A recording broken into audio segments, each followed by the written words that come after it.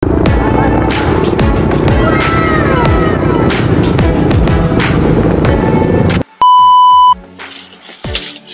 guys,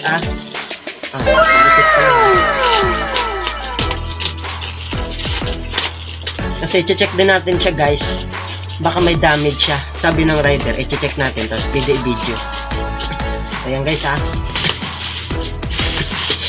so pwede daw siya sa mga starting, mga aspiring motovlogger or content creator.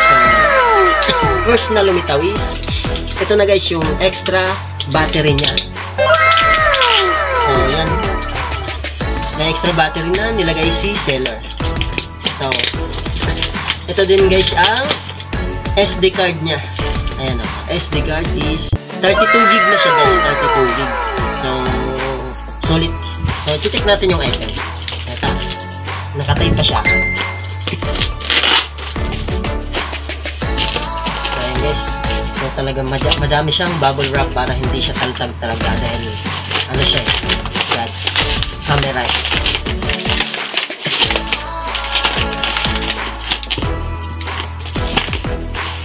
Wow.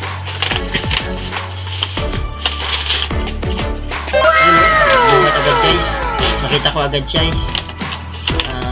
kulay black. Tapos wow, may pa-previs pa siya guys. Parang stand siya ng camera guys. You know, may pa-previs pa si seller. Thank you. Ayan guys, may pa-previs si seller. So ito na guys yung camera guys, kulay black. Unbox natin guys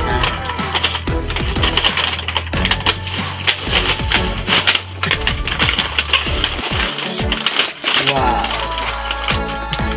So ito guys yung mga accessories niya. Accessories, complete siya. Yan, kita nyo guys. Yan ang mga accessories. Pangkabit sa bike, sa motor, sa helmet.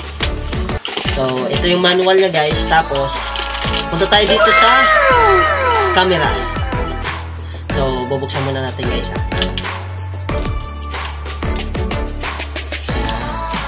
bago siya guys.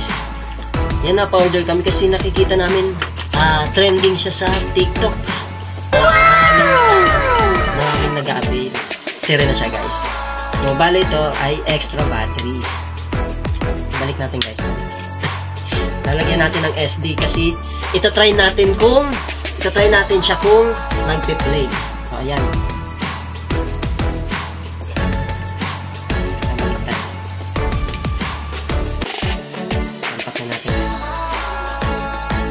So ito guys ito yung bubuhayin natin. Power on. Ito nyo guys.